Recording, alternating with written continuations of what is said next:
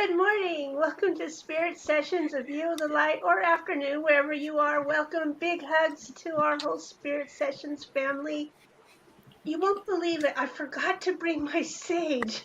I can't believe it. How many shows have I brought my sage? So today I will use my smoky quartz and I will raise the vibrations of everyone watching and I will, remove any negativity lingering around. And here, look at Rhonda's got what, selenite, so Selenite, yeah. we still got you all covered here.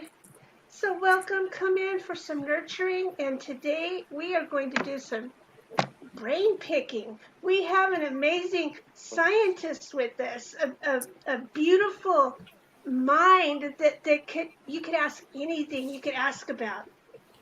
You'll see. We can't wait to listen to him. So, Rhonda, tell us about Mark. Hello, everyone. This is Mark Fiorentino, and I'm going to let Mark introduce himself. But Mark is, when we were all just kids playing with our toys, Mark decided that Einstein would be his hero. He was born on Einstein's birthday, and he thought, well, I think it was you had to figure out what day a saint was born on your birthday. That was a saint day. Well, there was no saints born on Mark's birthday except the patron saint of physics, um, Albert Einstein, which I would call. So he decided that Einstein would be his hero, and that's how he got connected at the first place with him. And that's kind of a strange starting point for any child. Like, oh, Einstein, and it just has spiraled from there, Mark, hasn't it? It's just gone on from there. And well, most of us, when we retire early, we think about gardening and golfing. Mark's decided to take on a problem that has Einstein didn't get to solve, which was the unified field theory. And I can't even say it properly today. So, Mark, please give us a little bit of, sorry, COVID brain. Please give us a little bit of your background and how you ended up with this wonderful theory evolving into something that actually is re-put back together into a cohesive unit of things that make sense. Sure. Well, I'm a self-taught metaphysician, so I'm not a physicist. I want to make that clear. Although I studied physics and I studied philosophy, in particular, concentrating deeply on classical physics like Einstein had in mind, and Maxwell, and Newton, and Lorentz and Faraday. They were the key guiding factors in their work.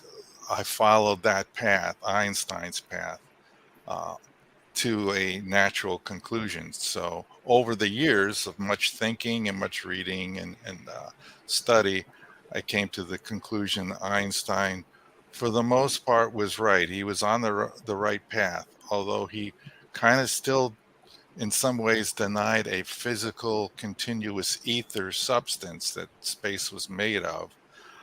He used formulas that kind of used that idea, even though he did not want to directly claim that there was an ether, except in one speech that he made to Lorentz in the Netherlands in 1920, where he then said there was an ether. So I just worked that problem, and over time I found out by reading some of his other work uh, that he was looking for the same things that I was looking for.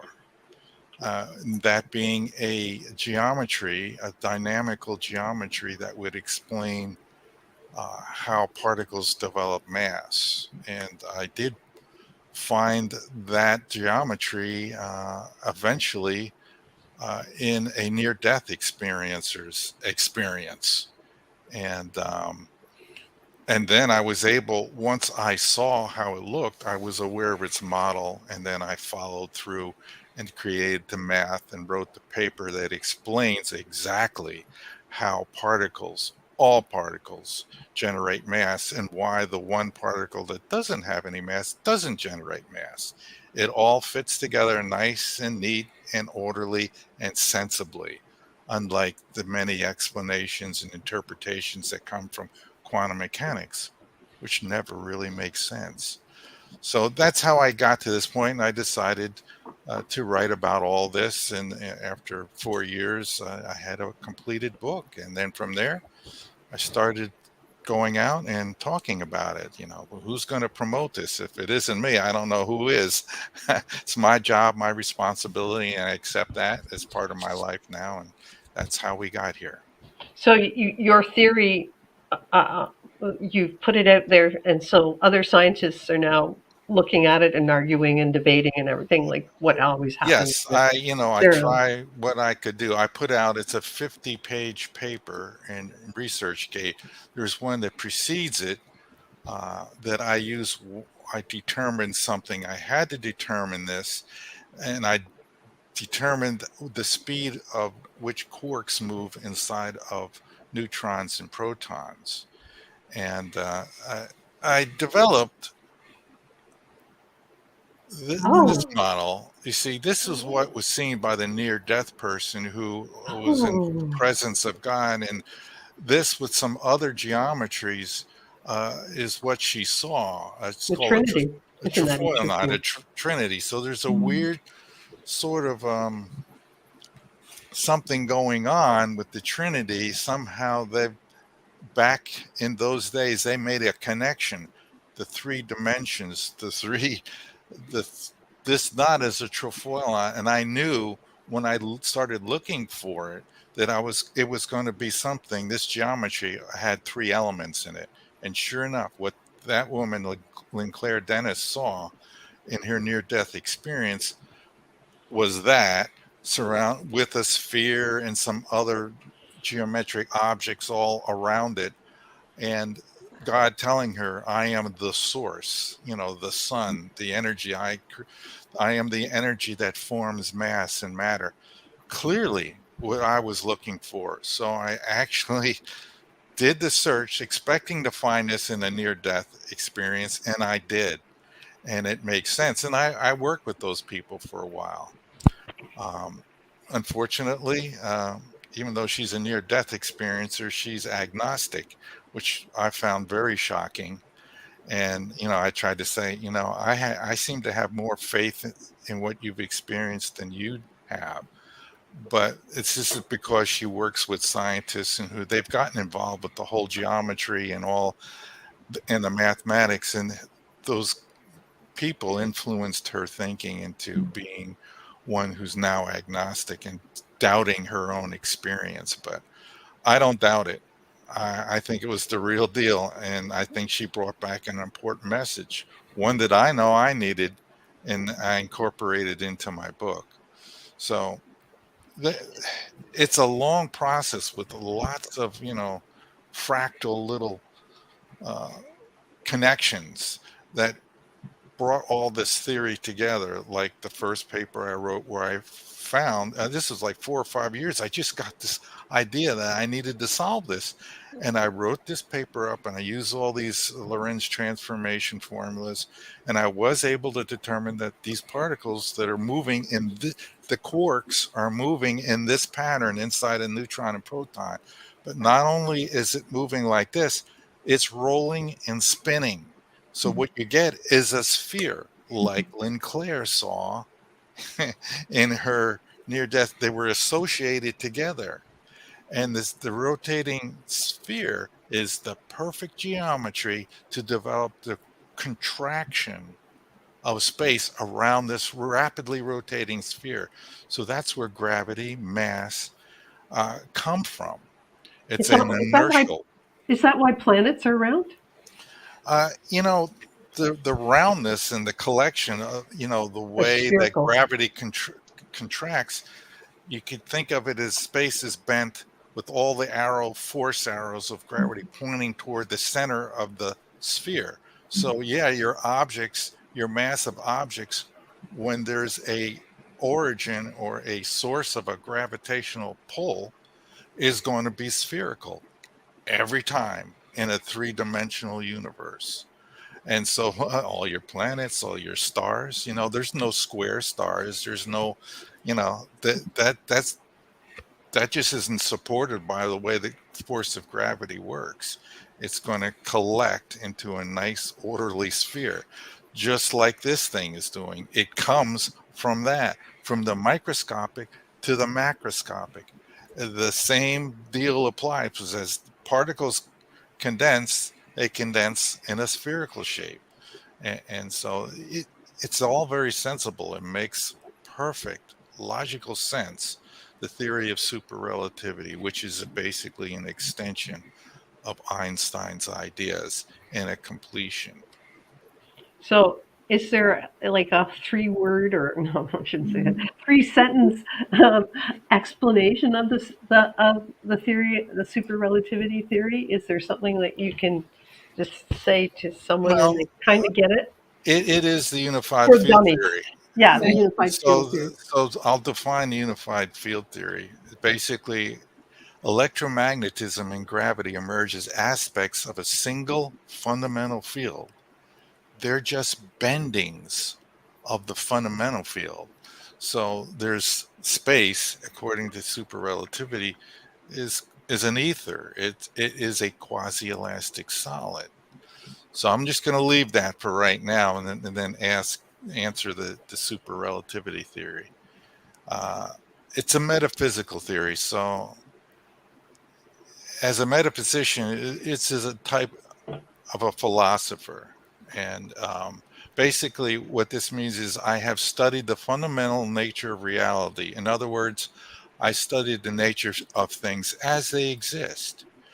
So in my book, I talk about the many aspects and implications to the theory of superrelativity. Superrelativity is a reality model. It's a mechanical thing that you can see and imagine. And it's a philosophy that deals with the first principles of this material world. This includes abstract concepts such as being, knowing, substance, cause, identity, time, and space. The theory over the years has evolved into a unified field theory as Einstein first envisioned that sentence I just told you about. Electromagnetism and gravity emerged as the aspects of a single fundamental field. This all makes sense. So the theory of superrelativity says, yeah, there is an ether, despite what modern day physics thinks. It's a quasi-elastic solid. Quasi meaning that if you bend it a little bit using a force like magnetism or an electrostatic field, it deforms and moves a little bit and deforms into the shape. And when you remove the force, it's square, flat Euclidean space. You just imagine there's no bending at all, and it's all equal. The force and measurements are all isotropic, all the same everywhere. Uh, so that elastic means you can bend it a little. Quasi means if you bend it, it snaps back when you remove the force. So quasi, elastic, solid. Solid is the one that really trips up a lot of people. Solid in this case, in its pure sense, means that which is continuous. It's not made up of parts. It is the foundational part, the foundational substance which everything is built from. And how they manifest is through their bending. So particles are really just ultra tiny little fields, electrostatic fields, really, that have motion. And when they move through space, they cause it to bend, either magnetically or gravitationally. So that's as crushed down as I could get the theory to be, and as many sentences I can, of course, go into more detail. But basically, the final summation of all this gravity is a contraction of space caused by, in this case, for neutrons and protons, their rest mass is caused by the quarks moving in this manner. And there is a sentence I use to describe that, which goes like this. These are fundamental particles that are unbalanced charges, meaning they're not, equal amounts of negative and positive charge. They're one or the other, negative or positive. So they're fundamental, unbalanced charges. And when they move in an accelerated manner, anytime you move in circles or bends or, have angular momentum that's accelerated, when you move in that manner, space contracts in and around those moving particles. So you get that sphere because it's rapidly rotating trefoil pattern, which is spinning and rolling. And you get a rapidly moving sphere, and around the edge of that sphere is contraction, all pulling inward toward that sphere. And that's where gravity comes from. This is the first complete explanation of how gravity works, the model itself. And that's what the mathematics I put into my second paper describes this phenomena mathematically and proves, because I get the right answers for the neutron and the proton using formulas that come from Newton's time, a moment of inertia. It all makes sense. I step through it and explain it step by step so simply even a physicist could understand it. Whether they will believe it or not, the ones that I've talked to so far were shocked and could not believe that something could come from things that are just in motion. But isn't space always in motion? Is space in that motion? Is space a sphere? Space is stationary, according to Lorenz and people of the time before the year 1905. The space isn't moving. As a particle moves through space, what's moving, it's not like a bullet through air where the bullet is displacing the air around it as it moves. It's as if the bullet itself is in the air. Let's just put that model aside. A particle is a field, a twist of space, a vortex, and that vortex is persistent. It doesn't dissolve or melt away. And this is an indication that space is a solid, because you can't build that kind of structure in a liquid or a gas. It'll dissipate. But in a solid, it maintains its structure. And so as it moves through space, a particle is a twist. It's moving through space. That structure develops within that structure, let's say an electron or something, a cause of motion, which Einstein was looking for. And I found, and I call that cause of motion the slip wave. And so there's a pressure gradient from the front of the particle to the back, created within the medium of the ether. So the particles are consubstantial with the ether. What do I mean by that? It means they are of the same thing. They are made up of. They are the same thing as the ether. The only difference is why we detect them and we can see them is they're deformed. And this is something that's viewable, detectable with equipment and our eyes and so forth. It has to move to see it, like it's like what breathes life into the universe is the motion. And I realized this, and I continued to look for Einstein ever thinking or saying this. And he does in one of his unified field theory papers of gravitation and electricity. He says it in the last two sentences. After he wrote all these equations, all this stuff for the unified field theory, he then says, nevertheless, I'm still far away from claiming the physical validity of the equations I derived. The reason for that is that I did not succeed in deriving equations of a motion for particles yet. He was on to the same idea. That creates the universe. If particles don't move, nothing happens. Magnetic field, this is electrostatic field, is a particle, it's a charge. All particles are made of charge. They're twists of space. These twists are forced to move because of their structure. When they move, space does this as the particle is moving. It rotates. That's the magnetic field, 2/3 of the way to the unified field theory. Then I came up with the last part. The last sensible explanation is more motion, specific type, accelerated motion, causes the contraction of space. So you get a charged particle that's moving, and it's moving in a circular manner. Now it's accelerating. Acceleration causes the contraction of space. It causes space to contract. That's mass. That's the gravitational field. So now it's all linked, and it all happens because force is in motion. That's what we call that energy. That energy forms mass, just as God said to Lynn Claire, I am the energy that forms mass. He intentioned this physical reality. He created the whole thing, not just people on Earth, not just, in 7 days.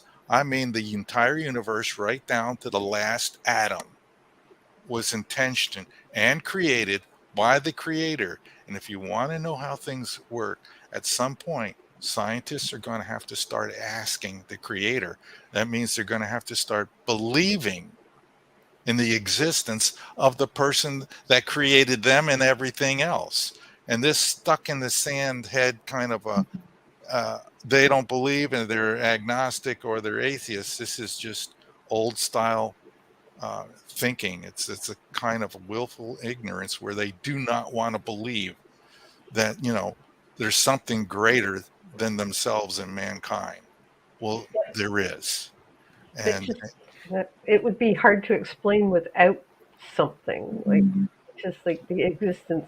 well, So, and there's loads of people that have had near-death experiences where God tells them, "I created everything." And I have an example of that on my website, my blog. Father Rick Wendell, he lays it right out. He says all of this three-dimensional world is within God. We're within God. We're part of it right now, to the last atom. so we're in the mind of God almost. Yes, there is nothing outside of God. Everything within this physical universe has to correspond to laws, and God set those laws. They are immutable as God is immutable. None of this, what we see and experience, is an accident. It is intentioned by God. We're inside of the mind of God. The matrix, you want to call it something that modern day people call it? You want to call it the matrix? It's the same thing. We're inside of a shared dream. And it's up to us to figure it out and learn and have positive experiences whenever we can generate them. Because God's gift to us, humanity, each and every individual person, is your life. Your gift to God is what you do with it. So everything you do, say, think is important. Everything, everyone does. And you're going to bring back those experiences that becomes part of the Akashic record, the book of life, whatever you want to call it, as your gift, your return gift to God. So, make it a good one. So, that's part of what I'm trying to do. I'm trying to contribute positively in a way that helps people figure out what's going on here and advance, not just technologically, but spiritually and emotionally. So if the Akashic records in your unified field theory exists then, Yeah, and yeah. it's a place. The spirit realm exists. It's, a higher dimension. And this is where we get into the idea of what's it made of? Well, it's a higher dimension, so I'm not really sure. But it seems when you're in this dimension, you have full capacity, full powers. You can move at the speed of a god. You can think, and you're there. And that could be the other side of the universe, in another universe, in another dimension, in another time. Because when you're on the other side in the spiritual realm, as far as I've been able to determine, you're outside of time, as is God. And so you can access the future, the past, the present, as many NDEs have come back and testified to. So there's So how did you confirmation. I was going to say, how did you get onto NDEs? How did you go, oh, these are the people? What sparked that interest? Sorry. Oh, I read the book by Raymond Moody many years ago, and I thought, this is important because we're talking about the greater picture, the reality. And did we come from somewhere? Do we exist beforehand? The pre-life, the pre-birth, and the afterlife. It's part of the bigger picture, which people are wondering. I wonder, where did I come from? Do I disappear when I die? And this kind of fit in. This made sense. Near death What was the experiences. what was the title of that book? Somebody was asking. Lisa Oh, was asking. Raymond Moody. I mean, I can look it up real quick. Very popular title.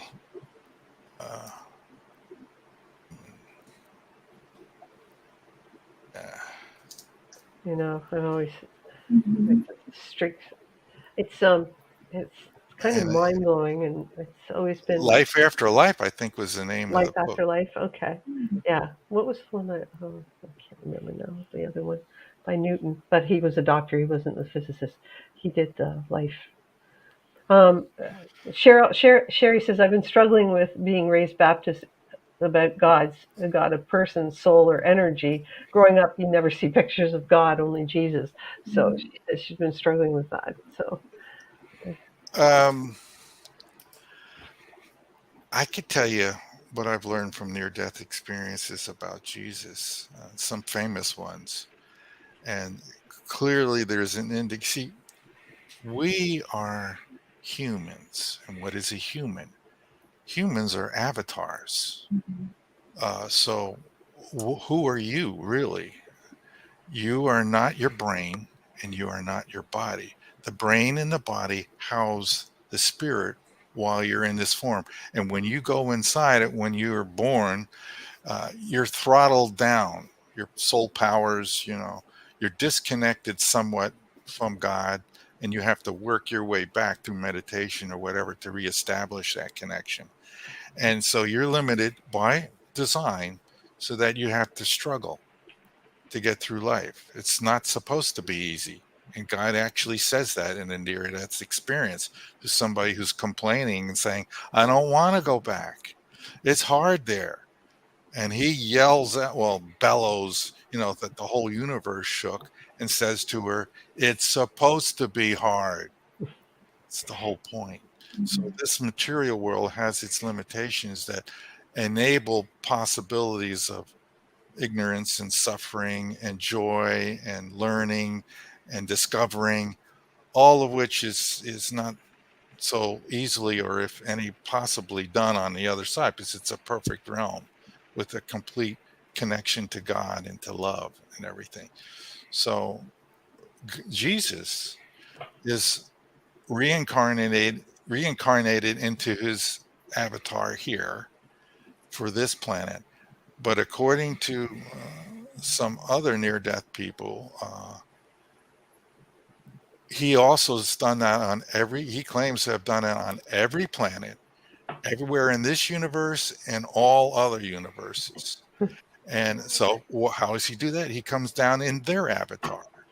And then their experience is not going to be the same as ours, where he's put up on a cross. Probably not anything like that. There's all kinds of different things. But the purpose, the function is the same. It's to teach those people, that group, that make and model of people about the spirit life, the spirit realm.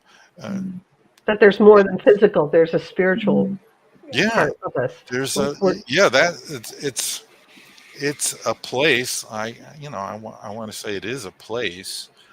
It's at a higher dimension. It's been described to me as it's not so much above us, but it's right alongside, in parallel, sort of, and just at a higher frequency. And then if you can switch to that frequency, then you can see and sense and feel, and you're connected to it. So somehow there's a lot of dimensions apparently all going on at the same time, just at higher frequencies or whatever. And so there's a lot of stuff that I don't get into too much in my book about that. The spirituality part, only a little. A second book, I'm going to go into that all heavily. These discussions that we're having here are all going to be in that book to answer those kind of questions. Show us a picture of your book, Mark, and describe your book and where people can find it. Because I love. Okay, so when I saw this, There I it is. knew exactly. I'm going to let the audience. I looked at it and I said, I know that album cover. So anybody here in the audience recognize Yeah. that That's, image from an album cover? Think 70s, right? It was in the yes, 70s, right? 70s. Yeah. Yeah. So some of you might not be in the 70s, but I have an older sister, and this was one of the ones that I was fascinated with. We used to have to listen to record players all the time, so yeah, we couldn't. And since they Yes. were older, we got to listen to their music.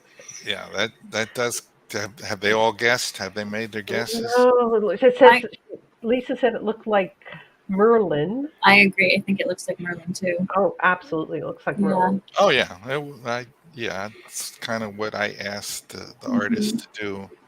A wonderful lady who lived in Spain. Melinda, you should know.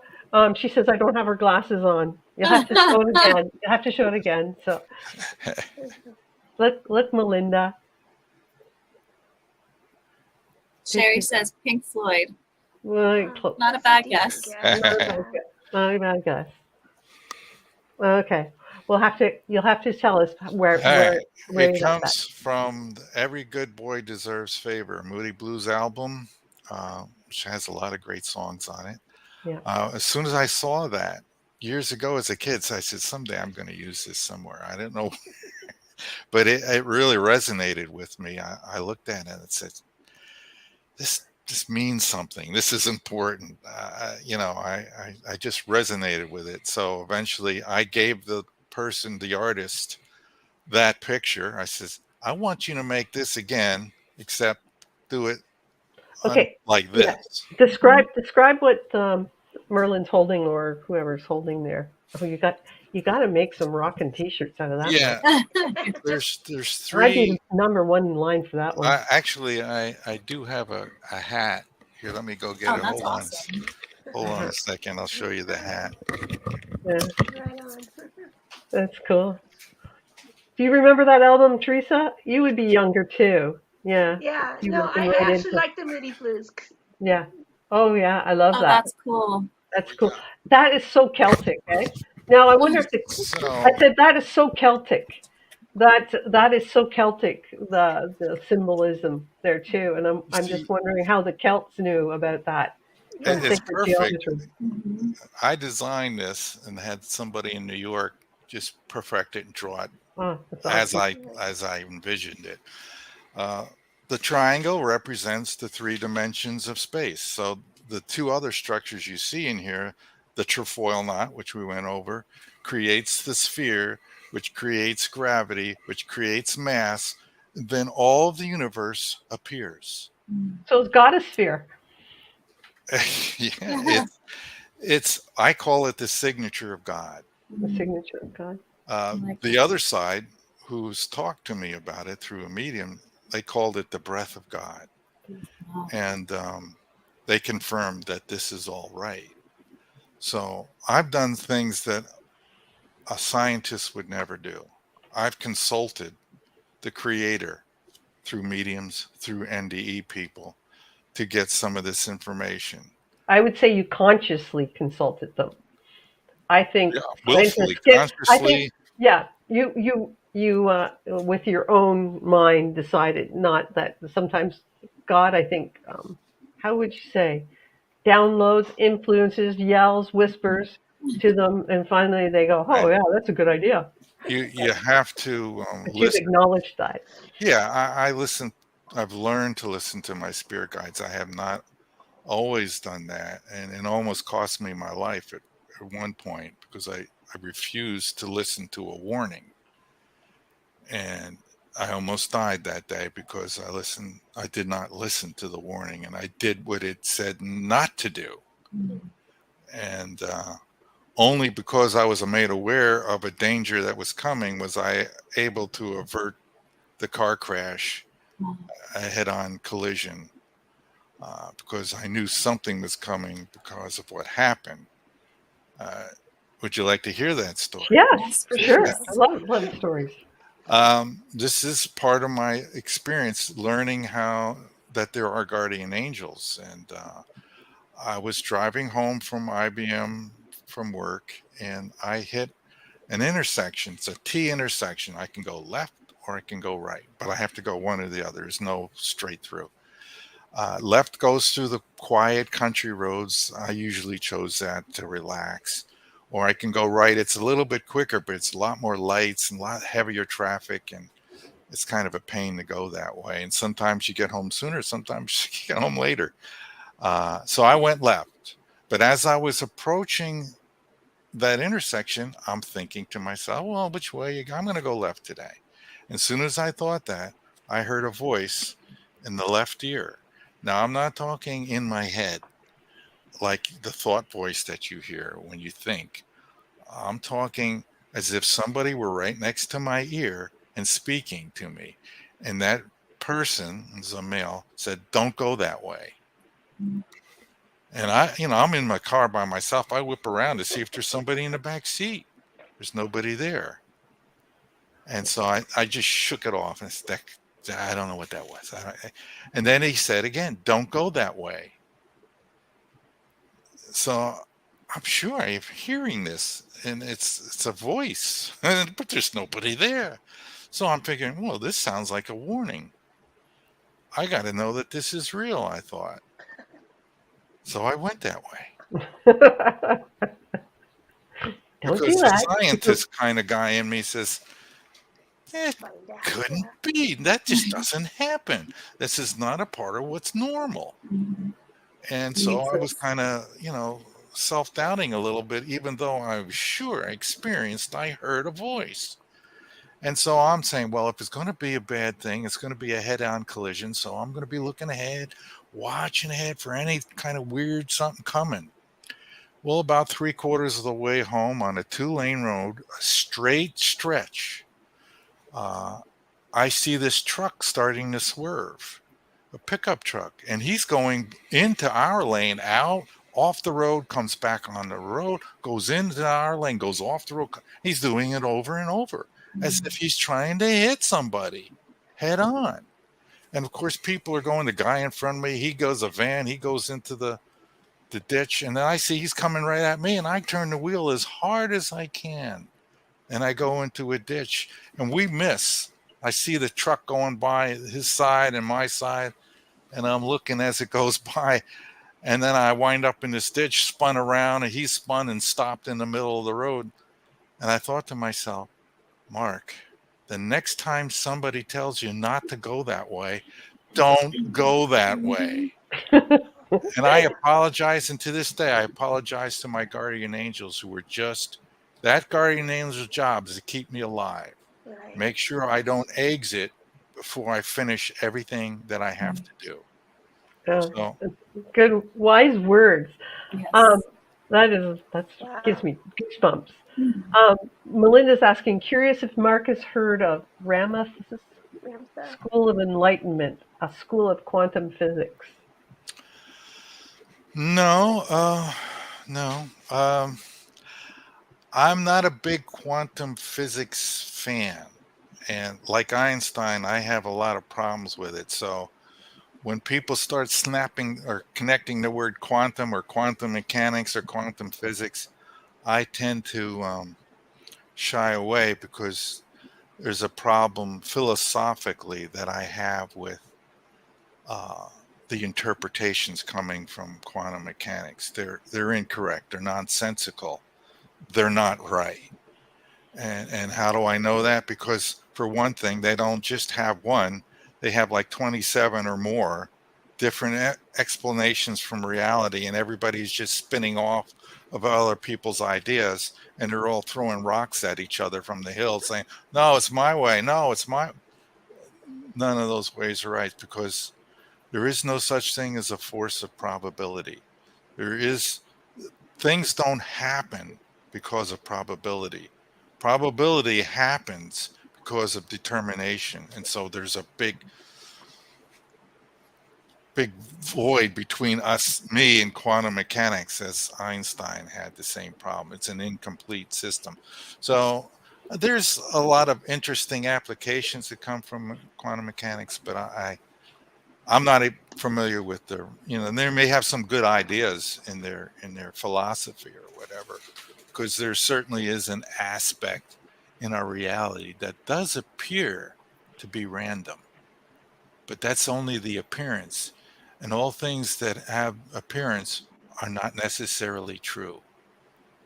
So, for what that's worth. So yeah, because I guess one of the things that quantum physics says, by observing something, you've already changed. And that's true. I don't argue with that. They don't take it far enough, though. They kind of discredit that idea in some ways. The observation, it's called a measurement problem. The observation does affect the things you're observing. So if you're trying to watch, let's say, an electron move through space, in order to do that, you got to fire photons at it and bounce off of it and then get that back and say, oh, it was here. Oh, it was there. Oh, now it's here. Now it's there. And every time you do that, you affect the flight of the electron or whatever particle, because you're interacting with it. And at that level, that scale, it's a big interaction. It's deflecting and moving in different directions. So as you observe it, you mess up the observation. So you mess up its position, you mess up its momentum, and so those things are hard. You can't get both at the same time. As soon as you observe it, you mess it up. But they want to say that's an intrinsic thing. It's really more not so intrinsic. It's just the way we work. It's a limitation of our physical reality unless we can find a way to observe something without disturbing it. And I don't know of a way to do that other than spiritually. One could look at things and see them in a mind experiment and not to disturb anything in that experiment, because it's just part of your consciousness and you're not acting on that real object, let's say an electron or something. Like Although material? some psychics could affect a particle, healers do and so forth. So there's still a disturbance, but you would have to do it as a remote viewer and watch it in a passive way. And other than that, with scientific equipment, you're going to mess up the thing, the observation, the particle velocity or its position by observing it. Yeah, there's no way going through the door without going through the door, more or less, Yeah. right? Yeah, it's an unfortunate thing of this physical reality. You've got to learn. You're trying to. Universe is a black box, so there's something in there you're trying to identify, right? Well, then you start doing things with the black. You shake the box. It's a rattle. You weigh the box. Does it have mass? You heat the box. You cool. Every time you do something, you're affecting the box or what's inside of the box. It's just the nature of the physical reality, and you have to learn to adjust to that and make interpretations, realizing that's part of the observation that you're affecting it. I like what Lynn Marie said. She said, someone is spinning all this quantum quagmire. On the first appearance, it's chaotic, but so precisely positive and negative that it comes together in a literal amazement when reviewing. So it comes together, and yeah. It's chaos is what makes the whole thing confusing. What makes it all appear to be random. In the microscopic world, everything is easily affected by the things all around it. Each particle, as it whizzes through space, it's going through air, it's going near oxygen, it's going near hydrogen, it's going near the other things, and it's slightly deviating, and so there's effects on photons as they travel through space, and other particles in liquid and so forth. They're very chaotic, but that doesn't mean that it's not sensible. It's not deterministic. It's just impossible to compute with any kind of Newtonian equations because there's just so much there. You're just never aware of all that's going on in a system like that. And so it's impossible to predict with standard calculations the path of a particle or whatever, because there's so much going on at that level that's not accessible, we're not fully aware of. And that's just the nature of our physical reality. It's a limitation. and it's something we just got to learn to live with and do. We can The quantum mechanics sort of looks magical because they do measurements in groups, huge groups. Then they calculate the probabilities and odds, and yeah, you can get the right answer for particle collisions or whatever, because you do millions of measurements and you'll get so many of these and so many of those and so many of those. And when the equations don't match up right, you know what they do? They tune them with 27 or so ad hoc tuning parameters. So, our equations that we have right now didn't really quite match the measurements we've seen here in the lab. What if I put this one in and that one in, and I keep tuning it until I get the right answer? It's not really a great system. Sort of sounds like my mother's recipes. Yeah. Doesn't quite taste right until we add this parameter, this number, and multiply it in, and then it works. Yeah, it's like how my aunt used to hand down recipes with a few things missing. Mark, so before we let you go, tell us again where people can find your book, and show it again because we love the album cover, and I do. I mean, the album cover, the book cover. Yeah, which I really want to see this on a T-shirt now. Yes. I really do. Oh, I have a T-shirt, but it's of the planet. Yeah, we want to see that picture. That would be awesome. Anyway, okay. There is a T-shirt I sell on my website and the hat, along with the book. With the they're God all particle thing. They're all on www.super-relativity.com. Super-relativity.com. Is where you can get the book, a signed copy, or if you want to get the Amazon, you can get the Amazon from Amazon, or you could get the Kindle if you like Kindle. We want to hear it in audiobook soon. So. Yeah, I need to look into that and see. It's going to take me a long time to read this book aloud. Get a voice actor. But if Audible provides the stuff, I'll give it a try. And say, hey, you give us a tape of this, and we'll put it up in an audio book. If it's that simple, I guess I can do it. Yeah, I'm not sure how it goes, but it's pretty cool. I guess you'd choose the voice actor. Yeah, awesome idea. So you can get all Mark's links in the video description here, and if you're listening on our podcast, you can just look at our podcast, and all his links will be there.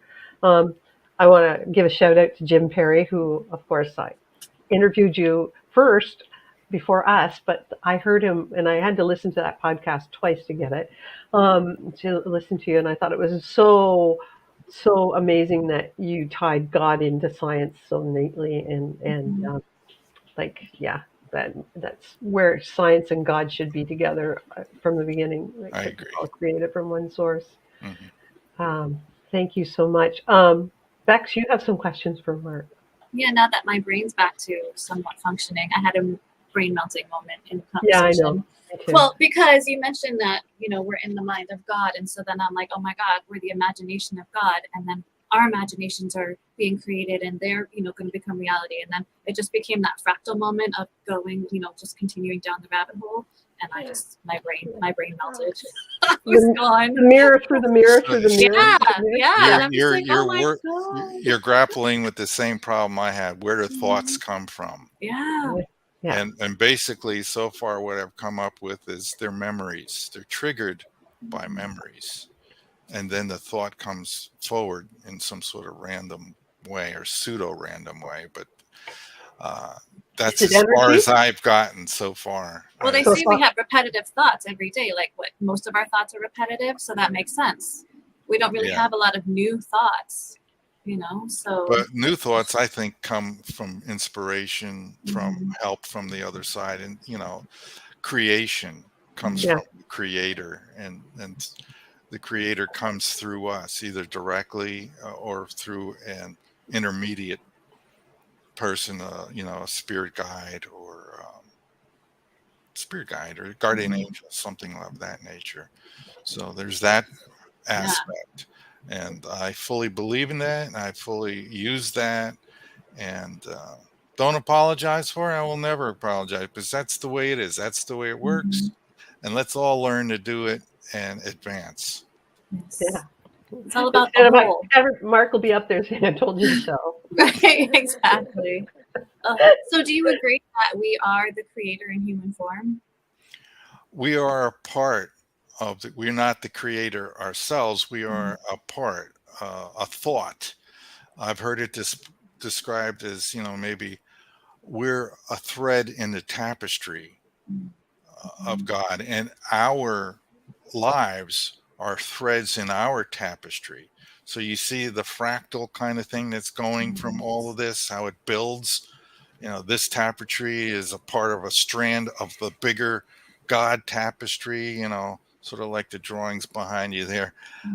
It's very complicated because we're trying to understand in a finite form infinite things, eternal things, like where did God come from? Well, he was always here. How could he always be here?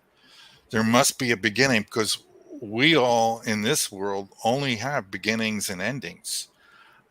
We're not familiar with forever on anything. Nothing lasts forever here in this universe. Nothing. Except the universe itself. But it oscillates. And that's in my book. Wouldn't there be a creator of the creator then? Like it just keeps I going. know, it's just hard. It just keeps going. And my brain is just not. Okay, let's get to the questions because I'm going to have another meltdown in a second. I know. You're experiencing my 3-year-old self thinking about the creator of the creator. Yeah, I know. It's too much. It's too much. Yeah. Okay, first question. If you had to choose a song to be the theme song of your life, what would that be? Well, the individual song I would pick would be Go Now, because of the dream I had. I don't know if you want to go through the whole dream, but I had this dream with a witch, freezing lightning bolts, killing everybody, freezing my brothers. I free myself, destroy the witch, but I'm walking home from the lake crying because my friends are dead and my brothers are frozen. Then the song Go Now from the Moody Blues comes into the dream. And then all of a sudden I look behind me and my friends are alive and my brothers are breaking free from the ice, the frozen ice statues that they were. And I'm happy. And then I wake up, and here's where things get a little strange. I go to the window and look out to the backyard to see if it was real. I'm about 10 years old. And, so there I am with my eyes wide open, and I'm looking out to see if what happened in my dream was real. And then the music is playing from the radio. My mom's making breakfast. And so just after that, my father comes home and say, we're moving to Florida. So that song becomes like a harbinger of things and the good things that are going to happen. But I can never get this song and that dream out of my mind. For the next 5 years, 1970, I go to the store looking for this book every weekend. I'm looking for this song. And one weekend I find the song on a new album put out by the Moody Blues, which is now 1970. This is 64, 65 when I heard the song. 1970, I'm 15 or so. And I see there's this picture of a boy with his eyes wide open, and behind him is like a sunrise kind of thing. And I see on the label it says Dream. And I get all excited. And I whip around the book, the thing, and Go Now is the first song on it. So I bring it home, I buy it, bring it home, tell my mom all about it. I said, I had this dream, and this is it. And it's a boy on the book, just like me, that was looking out the window. And I looked at the label again. It didn't say Dream. It said Durham. But I saw Dream. And so that's the rest of the story. So that song, I associate with my life in general. If I hear that song, something good is going to happen. And but then there's the song that I associate with super relativity, and that's New Horizons by the Moody Blues. And then the song For My Mission in Life I associate with My Song by the Moody Blues, which talks about aliens and life and just making discoveries. So that's kind of my theme for my life's purpose, is to make awareness of the aliens, the alien technology, and spiritualism and God, and how that's a whole other show where that'll be another episode. So that's that. That's the song question answer. Yes. if we're coming up to alien season in my part of the world, it's the fall usually when they come in. So come down to visit. So go ahead. Back to Yeah, you. that was very cool. Thank you for Yeah, that. that's Okay. awesome. Second question is what's your favorite crystal? Oh, emerald. Emeralds. I just think they're beautiful. Green. Yeah. I like that green. They are absolutely gorgeous. Okay, third question. Have you ever experienced extra-dimensional intelligence, meaning UFOs, visitations? Yeah, several times. Briefly, once in Miami, while I was out at the pool at night, me and some other people looked up in Miami, the night sky, there's no stars. It's just too much light pollution. But they were very bright. They were the only things in the sky, 7 of them, one over the other, bobbing up and down slowly. And then one by one, they went straight up. It was in the newspapers the next day. Thousands of people saw it. The next time I had an encounter, it was a very close encounter. I woke up in the middle of the night to get some water, and I saw this green and red flashing lights outside of the house. And there was a big oblong shaped thing over the lake about 50 to 75 yards from my house. It was big as my house. And I woke up my wife and I got her and made her look, and we looked at it for about 5 minutes until it slowly drifted off to the west. So those are my two classic UFO, definitely UFOs. They were unidentified. They were not anything of this earth, in my opinion. That's awesome. Those One are of the love one that. of the other images of God. That's what I would Yes. say. Yeah. Yeah, and of course I had visions of my guardian angels at night in my bedroom. That's a spiritually transformative thing, going through all of those, and that's for another book. That's because there's quite a few stories there. Yeah, that's going to be an awesome book. Yeah, I love that. I love that. Okay. So much information. Thank you so much, Mark. Yes. And we really, really appreciate you taking the time and to come and have to just explain this and make it a little bit more tasty I because, want to leave because with it's a big thing for us. one parting thought. This universe, everything in it, all of it is made from space. It's the only thing that really physically exists. Everything else is made from it.